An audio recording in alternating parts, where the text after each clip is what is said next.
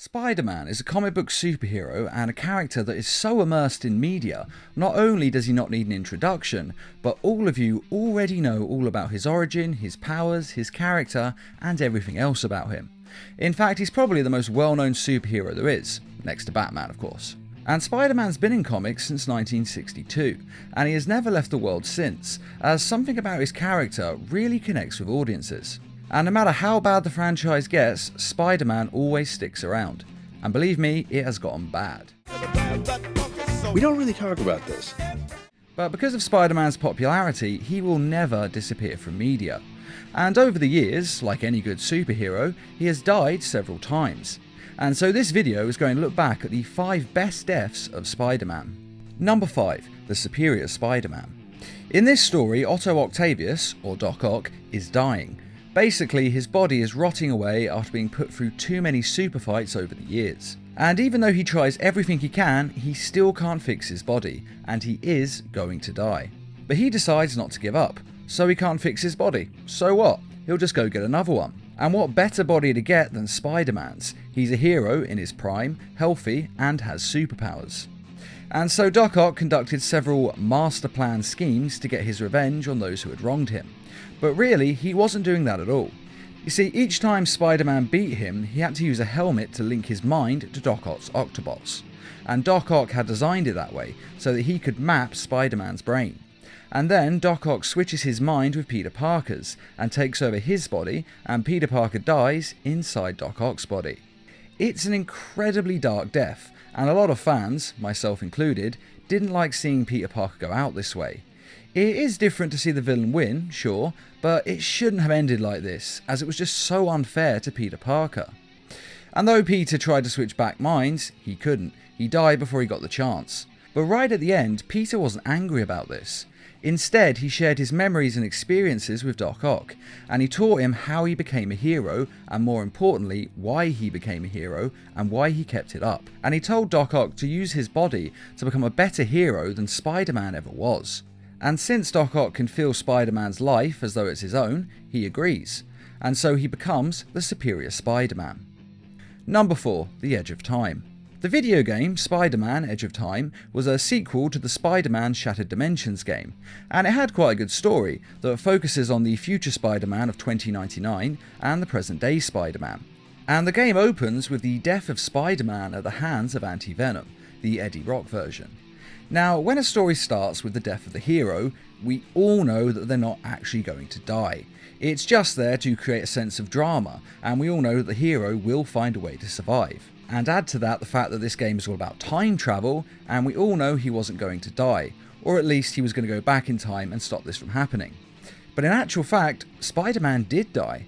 The game follows through on the beginning, and has him unable to avoid his fate, and die.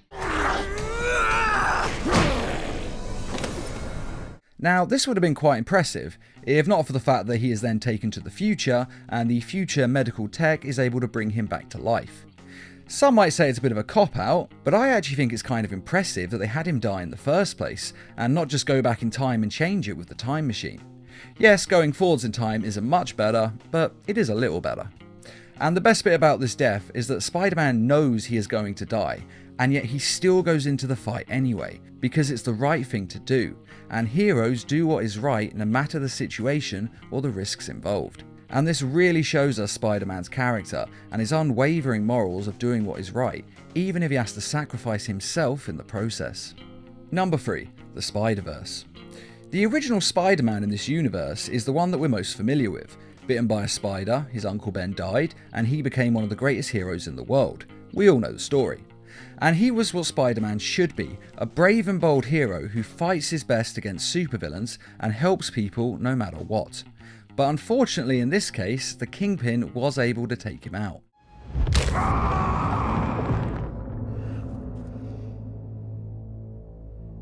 Get rid of the body. Now, he only appears briefly in this film, but he makes a great impact, especially on Miles Morales. Because Miles only becomes a hero because Spider-Man is gone and the void needs to be filled. And though other Spider-Men from other universes helped train him, I honestly think the one who had the most influence on his life was the one who died, as he showed him what it meant to be a hero, what you had to give and the risks involved. And without him dying, then Miles would have never become Spider-Man, as it's not the life that he wanted. So basically, Peter Parker has become Miles Morales' Uncle Ben, as beforehand Miles didn't want to be a hero, but after the death of Peter Parker, he realises that he has to become a hero. With great power comes great responsibility. So it's a slightly different take on a very familiar story. Which is also why this death works so well, because if it was any other superhero, this wouldn't work. If it was a hero we didn't know who just dies in the first 5 minutes of the film, no one would really care. But thanks to all the Spider-Man movies, comics and video games, everyone on the planet is familiar with his character, to the point where newer films, such as the Marvel ones, don't even bother telling his origin story, because we all know it at this point. And it's because of this that we can really feel his death in our hearts, even though he's barely in the film. Number 2. The Snap. When talking about the death of Spider-Man, Thanos' finger snap has to be mentioned. One of the best superhero movies ever made that sees Spider-Man teaming up with a host of other heroes. He travels with Iron Man and Doctor Strange into deep space, and finally to an alien world, where he teams up with even more heroes to fight Thanos en masse. And it's a great sequence to watch, and must have cost millions to make. And Spider-Man is actually incredibly helpful in this fight, saving lives and even going so far as to be the one who almost gets the gauntlet off of Thanos. I got it!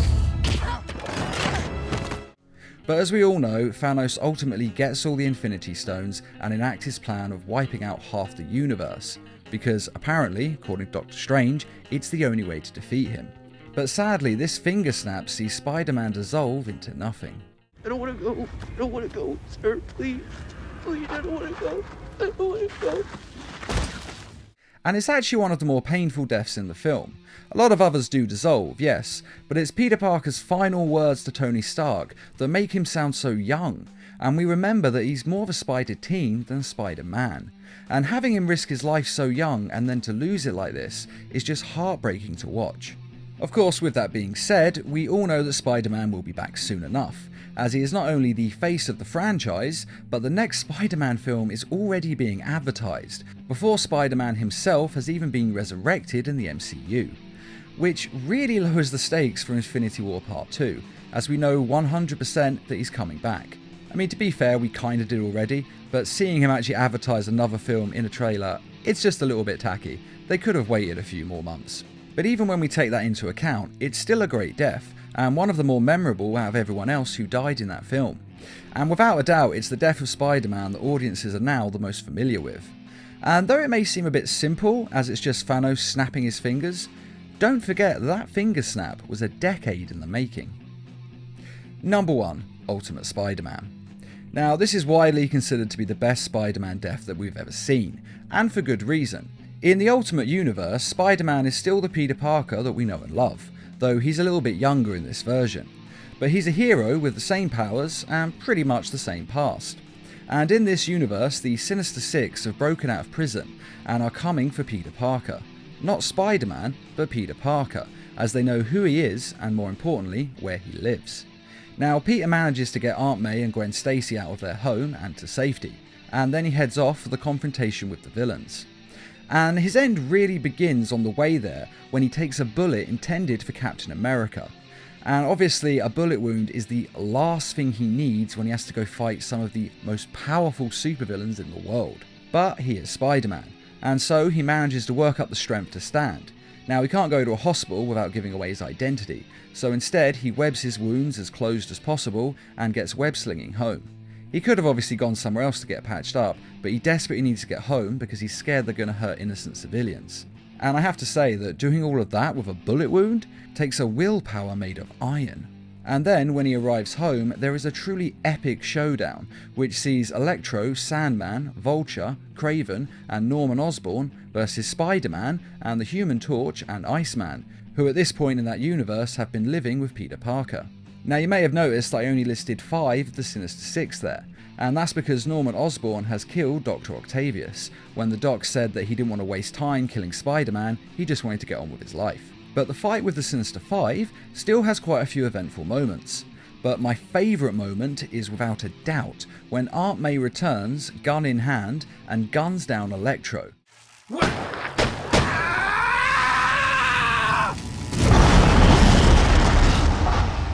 and she does this because Aunt May is nothing short of awesome.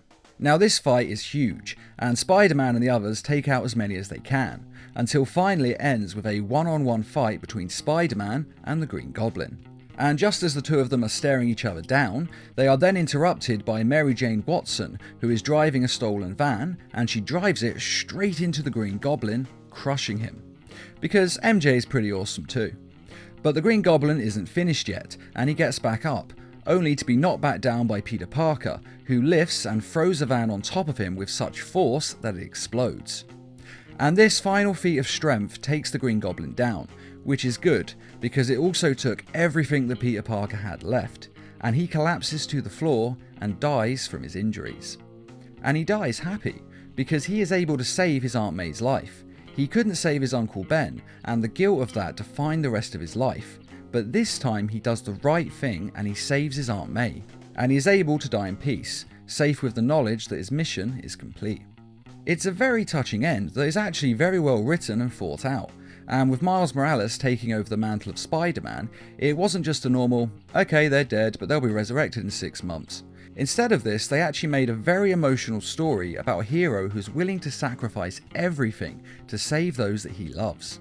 And killing off Peter Parker like this for real was a great move to my mind, as it shows us that the stakes on these heroes' lives are real, and these people are truly heroes as they are willing to give their lives to save others. I do actually like the character of Peter Parker, and I did want him to survive, but I like it even more when writers follow through on their deaths, as I'd rather that a character either stay dead or just never die, rather than have them pop back to life every 5 minutes.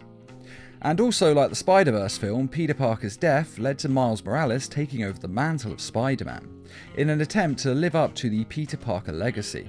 And personally, I think having him take over as the new Spider-Man was a fantastic idea, because Miles Morales is actually one of my favourite Marvel characters. And that is Spider-Man's 5 greatest deaths, though I'm sure we all have different opinions on which one of these deaths was the best. So which of these deaths was your personal favourite? And are there any other Spider-Man deaths that you think should have been on this list? Be sure to let us know in the comments, and I'd just like to say a quick thank you to those who made this video possible by donating to the Needlemass Productions page on Patreon. And as always, thanks for watching, and feel free to subscribe, share, like, and comment.